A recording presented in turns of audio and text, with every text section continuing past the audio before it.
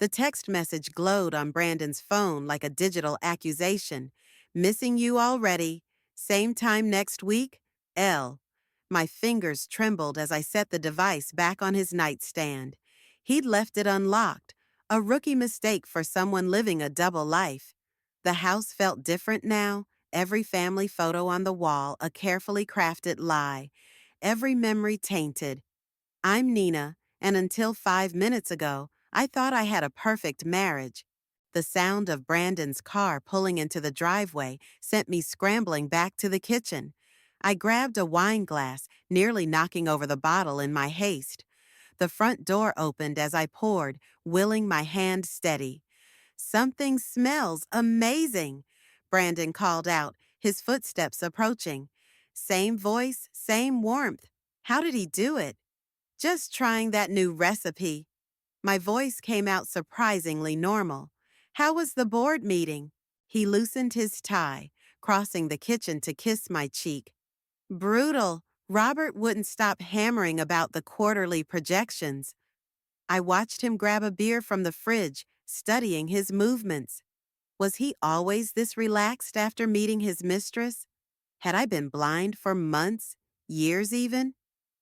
Your father's always been demanding, I said, taking a long sip of wine. Especially with family. Brandon's shoulders tensed slightly, barely noticeable if you weren't looking for it. That's why I'm glad we're having dinner here tonight instead of at their place. Less pressure.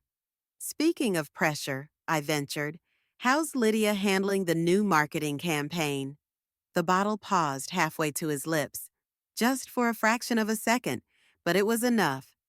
Fine, I guess. Haven't really talked to her much lately. Liar. That's surprising, I said, stirring the sauce, given how closely your departments work together. Nina, is everything okay? You seem off. I turned to face him, forcing a smile. Just tired. It's been a long week at the firm. The lies came easier than I expected. Maybe I'd learned from the best. The doorbell rang, saving us both. Brandon's parents always arrived precisely on time, one of Robert's many rigid rules. I watched my husband straighten his shoulders before opening the door, slipping back into the role of perfect son. Brandon, darling, Margaret swept in, all designer perfume and air kisses. Nina, dear, you look comfortable. The subtle dig at my casual attire barely registered. I was too busy noticing how Brandon's phone buzzed in his pocket, how his hand twitched toward it but didn't reach. Robert's commanding presence filled the room next. Something burning, Nina? No, Father Hayes, everything's perfect. I emphasized the last word, watching Brandon's face. Absolutely perfect. Dinner proceeded like a carefully choreographed dance. Margaret dominated the conversation with country club gossip. Robert interrupted with business talk, and Brandon played his part flawlessly. I watched it all through new eyes, seeing the cracks in our facade. Nina, you're unusually quiet, Robert observed, cutting into his steak with surgical precision. Just thinking about loyalty, I replied, how important it is in both business and family. Brandon's fork clattered against his plate. More wine, anyone? Later, after his parents left and Brandon retreated to his study, I sat alone in our kitchen. The house felt hollow now, filled with echoes of what I thought we had. My phone lit up with a text from Sam Bennett, my father's old friend, now a private investigator. Found something interesting about Elle meeting tomorrow? I typed back a single word. Yes, the game was about to change. Brandon thought he was the only one who could play it well, but he'd forgotten something crucial about me. I'm an accountant. I follow paper trails for a living, and now I had a new set of numbers to crunch, starting with exactly how long it would take to destroy everything he held dear. Sam's office smelled like stale coffee and old paper. He spread photos across his desk, surveillance shots of Brandon and Lydia entering various hotels, timestamps mocking me with their frequency. There's more, Sam said, sliding over a manila envelope. Financial records. Your husband's been moving money around, Nina. Significant amounts. My accountant's brain kicked in, scanning the numbers. These transfers, they're just below the reporting threshold. Smart enough to avoid detection, sloppy enough to leave a trail. Sam leaned back, his chair creaking. Question is, what are you going to do with this? Before I could answer, my phone buzzed. Margaret. Perfect timing as always. Nina, dear, we need to discuss this situation. Her voice dripped with artificial concern. Robert and I are hosting dinner tonight, 7 sharp. I caught Sam's warning look but ignored it. I'll be there. The Hayes mansion loomed like a fortress of old money and judgment. Brandon's car was already in the circular driveway when I arrived. Of course, they'd ambush me together. Margaret opened the door before I could ring the bell. Nina, you look… Well, come in. The formal dining room felt like a courtroom. Robert at the head of the table, Brandon to his right, Margaret settling into her throne-like chair. A united front. We're concerned, Robert began, cutting into his perfectly cooked steak. Brandon tells us you've been making accusations, hiring investigators. I took a slow sip of water. Interesting. What else has Brandon told you? That you're under tremendous stress, Margaret interjected. Perhaps taking on too much at work. It's affecting your judgment. Brandon wouldn't meet my eyes. Nina, please, this has to stop. I pulled out my phone, placed it on the table. Funny thing about numbers, they don't lie, unlike people. I played the video Sam had recovered. Brandon and Lydia in the parking garage, their embrace anything but professional. The crystal glasses trembled as Robert's fist hit the table. Turn that off immediately. Why? Afraid it might ruin your appetite? Or just your perfect family image? You ungrateful, Margaret started, but Robert cut her off. Let's be practical about this, he said, his voice eerily calm. What do you want, Nina? Money? A promotion at your little accounting firm? The insult stung less than their assumption that everything had a price. I want the truth, starting with where the money's going, Brandon. My husband's face went pale. Robert's head snapped toward him. What money? Nothing, Brandon stammered. She's making things up. Like the hotel receipts? I stood, dropping them onto the pristine tablecloth.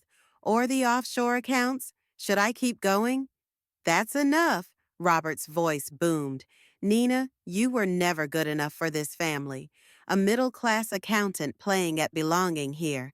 Now I see we were right all along. I laughed, a sharp, bitter sound that surprised even me. You know what's funny? I used to think that was true, used to twist myself into knots trying to fit into your world. But now I realize I was too good for it.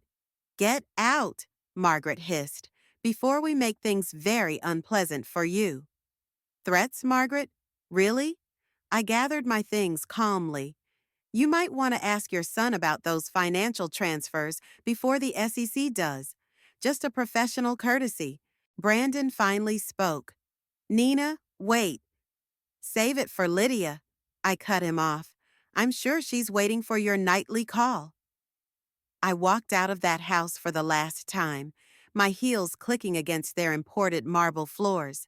My phone buzzed again. A text from Sam. Found something big. Meet tomorrow? The reply took 3 seconds to type.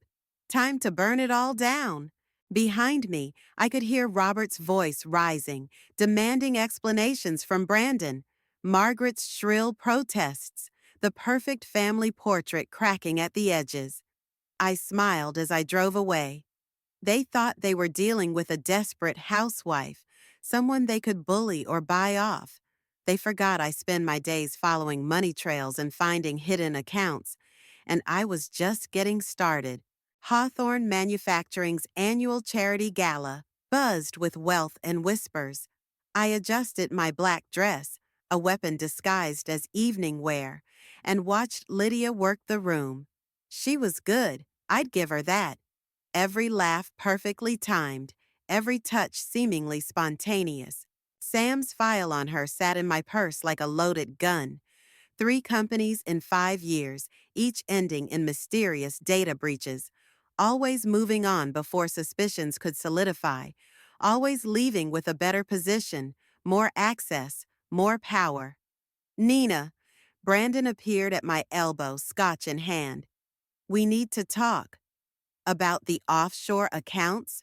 Or about how Lydia's last 3 employers all suffered mysterious security breaches? He nearly dropped his glass. What are you— Miss Carter? Robert's voice cut through our conversation. A moment, I followed him to a quiet corner, noting how the crowd parted for him like subjects before a king. If this is another attempt to buy my silence, it's about protecting this company. He interrupted. Whatever vendetta you're pursuing against Brandon, leave Hawthorne out of it. I smiled, taking a champagne flute from a passing waiter. Interesting choice of words. Protecting the company. Is that what you think you're doing? I know what you're implying about Lydia. I'm not implying anything. I have proof. I sipped my champagne. Would you like to see what your son's girlfriend did at Morrison Tech? Or should we start with the Bellamy Group scandal?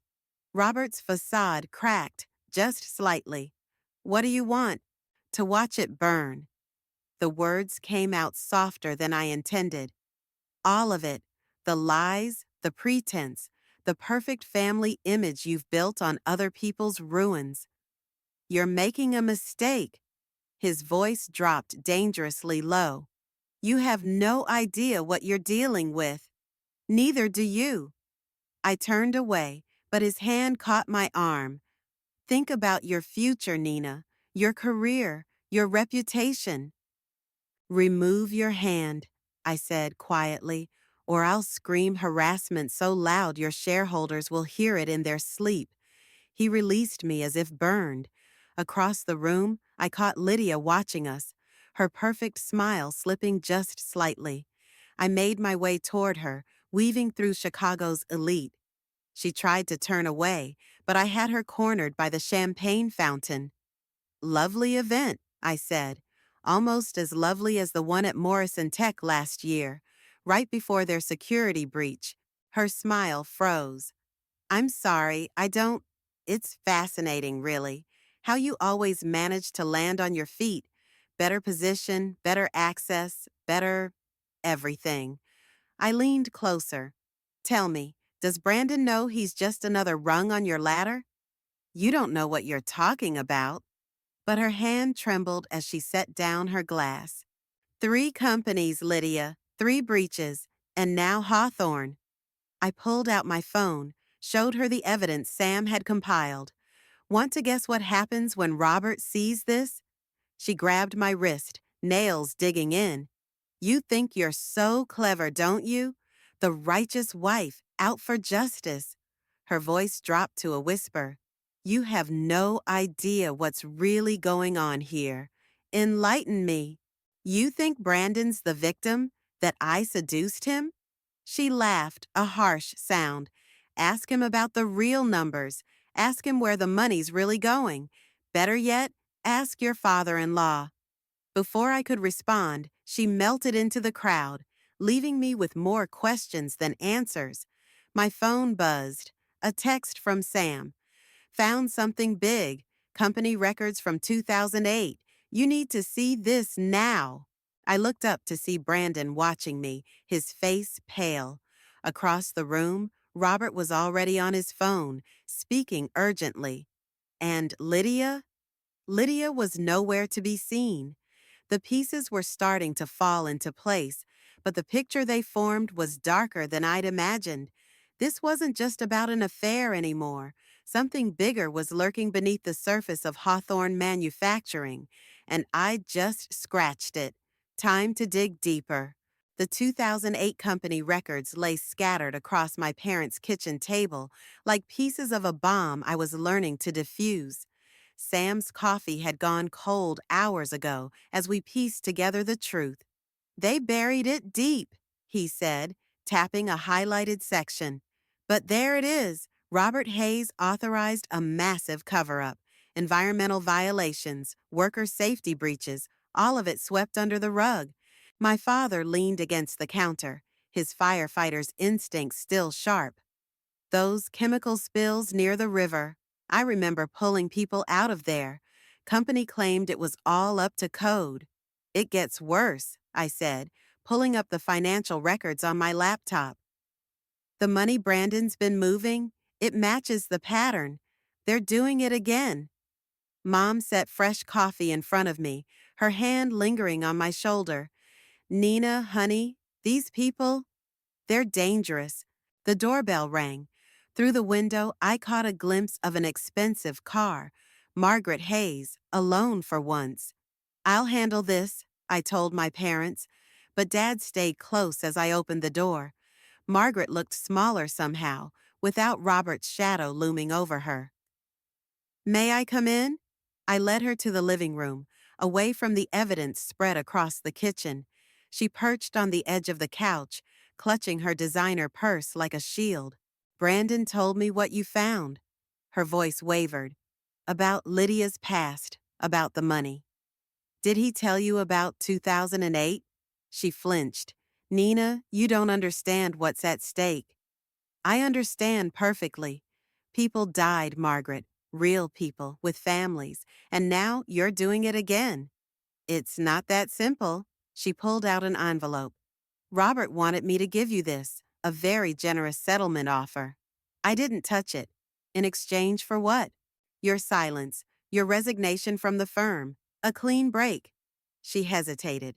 And full custody of Ethan goes to Brandon. The room temperature seemed to drop 10 degrees. Get out. Think about Ethan's future, the opportunities Hawthorne can provide. The same opportunities you provided those families by the river? My father's voice cut through the room. The ones who lost everything? Margaret stood, smoothing her skirt. You're making a terrible mistake. Robert won't stop until... My phone buzzed. A text from Sam's contact inside Hawthorne. Emergency board meeting called. Files being shredded. Moving fast. Until what? I showed her the text. Until all evidence disappears again? Something shifted in Margaret's eyes. Fear, maybe recognition. You don't know Robert like I do, what he's capable of. No, but I'm learning. I opened the door. Tell him I said thanks for the offer. It helped me make up my mind. After she left, I returned to the kitchen where Sam was already packing up files. They're moving faster than we thought. We need to act now. I'll call my contact at the EPA, Dad said, reaching for his phone. Still know some people there. Mom touched my arm. Nina, are you sure about this? Once you start, I thought about Ethan, about the families who lost everything, about Brandon's betrayal tangled up in something far darker than an affair. They thought they could buy my silence with threats and money? I pulled up the email I'd been drafting to the SEC. Time to show them exactly what an accountant can do with a paper trail and nothing left to lose. Sam's phone rang. His source again. They're calling an emergency press conference for tomorrow morning. Robert Hayes himself. Perfect. I hit send on the email because I just sent 15 years of evidence to every major news outlet in Chicago. The die was cast. Tomorrow, the carefully constructed world of Hawthorne manufacturing would start to crumble. Brandon, Robert, Lydia, they'd all learn that sometimes the most dangerous enemy isn't the one you betrayed, but the one you underestimated. I looked at the family photos on my parents' wall, memories of a simpler time. Mom, Dad, I need to ask you something about Ethan. They exchanged glances, understanding immediately. Dad nodded. Whatever you need, sweetheart. We're ready. The game was changing. Tomorrow would bring chaos, but tonight I had work to do. The kind that would make Robert Hayes wish he'd never heard the name Nina Carter. Hawthorne Manufacturing's press conference was a masterpiece of corporate theater. Robert Hayes stood at the podium, all practiced concern and rehearsed transparency, while Brandon and Lydia flanked him like loyal soldiers. I watched from the back, laptop open, waiting. Recent allegations about our environmental practices are deeply troubling, Robert announced. We take these claims seriously. My finger hovered over the enter key. In my earpiece, Sam's voice crackled. EPA teams in position, ready when you are. Robert continued, our commitment to safety has always been. I pressed enter. Behind him, the presentation screen flickered, then filled with damning evidence: chemical disposal records, falsified safety reports, payoff documentation, 15 years of corruption in high-resolution detail. The room erupted. Reporters shot to their feet, cameras flashing. Robert's mask slipped for just a second, but I caught it. Raw fury beneath the corporate veneer. Brandon's eyes found me in the crowd. He started forward, but Lydia grabbed his arm, whispering urgently. Whatever she said made him go pale. If you'll excuse us, Robert attempted damage control. We need to verify. The EPA already has, I called out, standing. Along with the SEC and the Justice Department. Would you like to explain the offshore accounts, Robert? Or should we ask Lydia about her role in the cover-up? Lydia's composure cracked. She bolted for the side door, but security was already there. Not Hawthorne's people, but federal agents. Nina, Brandon's voice carried across the chaos. Don't do this. Think about Ethan. I am thinking about Ethan. I moved closer, reporters parting around us. I'm thinking about all the children who got sick from your father's cost-cutting. All the families who lost everything while you built mansions with blood money. You don't understand? Actually, I do. I pulled out my phone, showed him the text I'd just received from Sam. Your private server wasn't as secure as you thought. The encryption key was Ethan's birthday. Sloppy, Brandon. Almost like you wanted to get caught. Robert lunged for the podium microphone, but it was too late. The screen behind him filled with internal emails, his own words condemning him. You think you've won? His voice was ice. You have no idea what you've started. No, Robert, this is how it ends. I nodded to the federal agents moving through the crowd. Your empire, your lies, all of it. Though I should thank you. You taught me everything I needed to know about ruthlessness. Lydia broke free from security, her designer heels clicking as she ran. He made me do it, she screamed, pointing at Robert. He threatened to. Shut up. Robert's command came too late. Brandon stepped between us, his face ashen. Nina, please, we can fix this. Like you fixed the river, the safety violations? Or did you mean fixing me with your mother's little custody threat? The reporters pressed closer, hungry for every word. Robert was being led away, still protesting his innocence. Lydia had crumpled into a chair, mascara running as she spilled everything to the agents. You'll regret this, Brandon whispered. When the dust settles. The dust doesn't settle, Brandon. It buries people like you.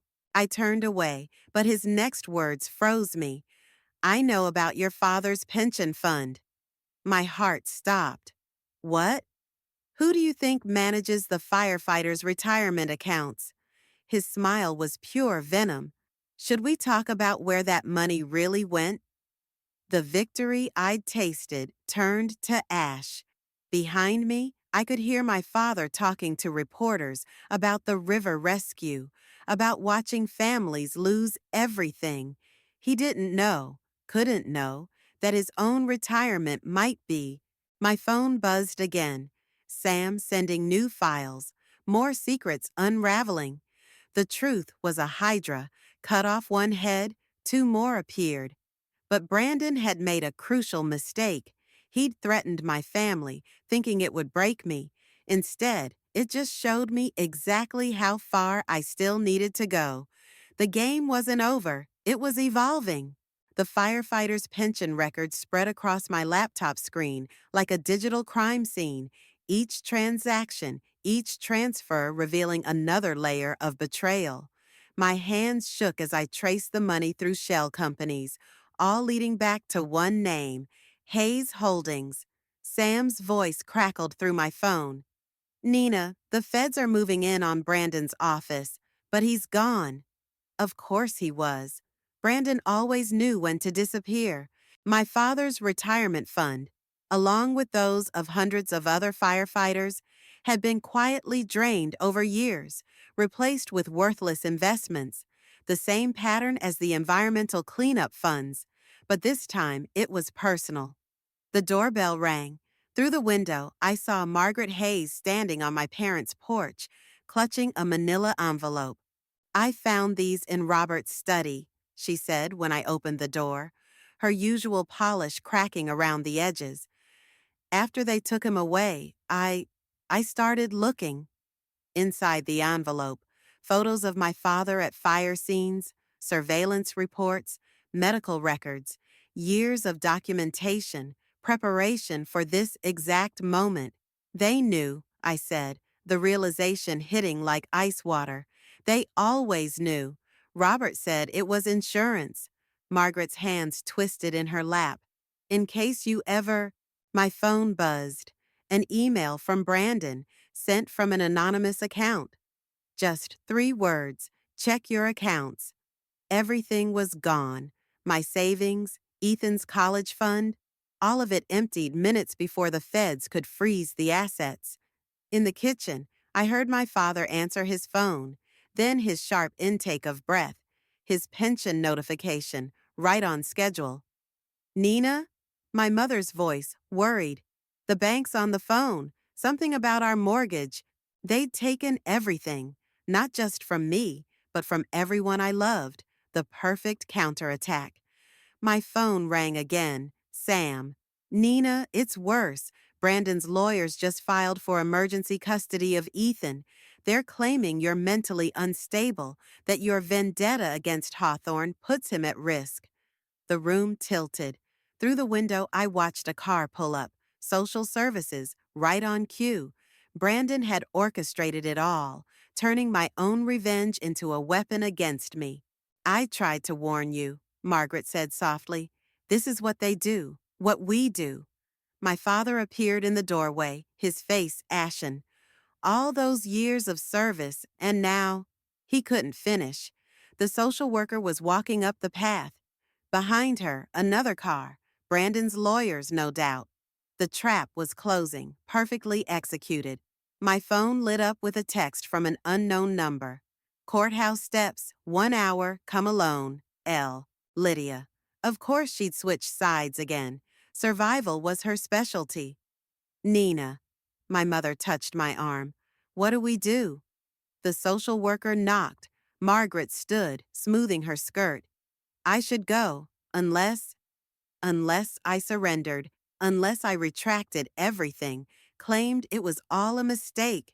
They'd return the money, spare my parents, let me keep Ethan. All it would cost was the truth. I opened the door before the social worker could knock again. I've been expecting you. Mrs. Hayes. Carter, I corrected.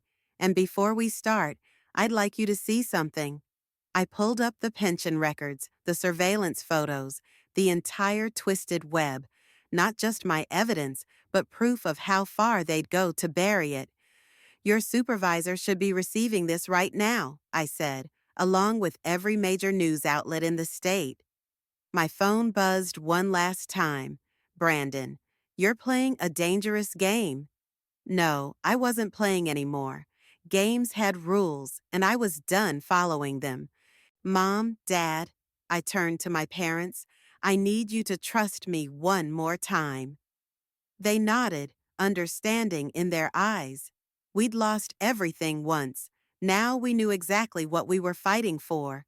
The social worker was still reading, her expression shifting from skepticism to shock. Outside, Lydia waited with whatever new betrayal she'd planned. Beyond her, Brandon and his lawyers, thinking they'd won.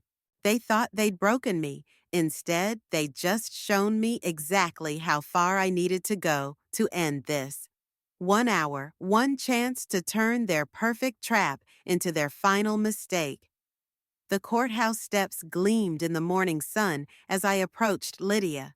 She wore prison orange now, hands cuffed, two federal agents flanking her, a far cry from her usual designer suits. "You have 10 minutes," one agent said. "I have something you need," Lydia started, but I cut her off. "The real server location, the one Brandon doesn't know about." Her smile faltered. "How did you—" "Because it's what I would have done. Insurance policy, right?" Behind us, car doors slammed. Brandon and his lawyers arriving right on schedule. I kept my eyes on Lydia. "5 million," she said quickly. "In a Cayman account. Yours if you help me make a deal." Brandon's voice carried across the plaza. "Nina, step away from her. Tell me about the pension funds," I said to Lydia, ignoring him. "The real story." "It wasn't supposed to go this far." Her composure cracked. Robert was laundering money through the pension accounts, but Brandon, he got greedy, started using them as his personal piggy bank. Brandon reached us, lawyers hovering like expensive shadows. "Whatever she's telling you is a lie. Like the environmental reports?" I turned to face him. "Or should we discuss the offshore accounts you opened in Ethan's name?" His face darkened. "You have no proof." "Actually," Sam's voice cut through the tension as he emerged from the courthouse doors. "She does." He held up a flash drive. "Lydia's been quite helpful since her arrest, especially about the secret server in Vancouver." Brandon lunged for the drive, but federal agents appeared, surrounding us. Among them, I recognized the social worker from yesterday. Apparently, she'd been FBI all along. "It's over, Brandon," I said quietly. "The FBI has everything, the real numbers, the shell companies, all of it." "You think you've won?" He laughed, but fear edged his voice. "I still have Ethan. The custody hearing has been postponed." Margaret's voice rang out. She stood at the top of the steps, holding a thick folder. "Given the new evidence of your financial fraud using his trust fund." Brandon's mask finally cracked. "Mother, what are you doing?" "What I should have done years ago." She descended the stairs, each step deliberate. "Nina was right about everything." "Mrs. Hayes," one of the agents stepped forward. "We're ready for your statement." Brandon's lawyers exchanged glances, then stepped away from their client. Rats leaving a sinking ship. "You can't do this," Brandon hissed at me. "I'm his father. Who stole his future?" I finished, along with the futures of hundreds of firefighters' families. "Did you think about that while building your empire?" Lydia laughed suddenly, drawing everyone's attention. "You still don't get it, do you, Brandon? You were never building an empire. You were just Daddy's cleanup crew, handling his dirty work while he ran the real operation." Brandon's face went white. "That's not— The numbers don't lie," I said. "They never did. You were just too afraid to read them."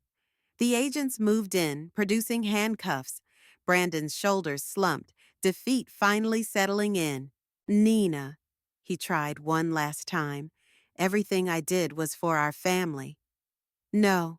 I stepped closer, letting him see the truth in my eyes. "Everything you did was for yourself.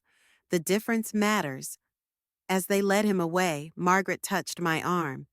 "There's something else you should know about Robert and why he targeted your father's pension specifically." But before she could continue, commotion erupted at the courthouse entrance.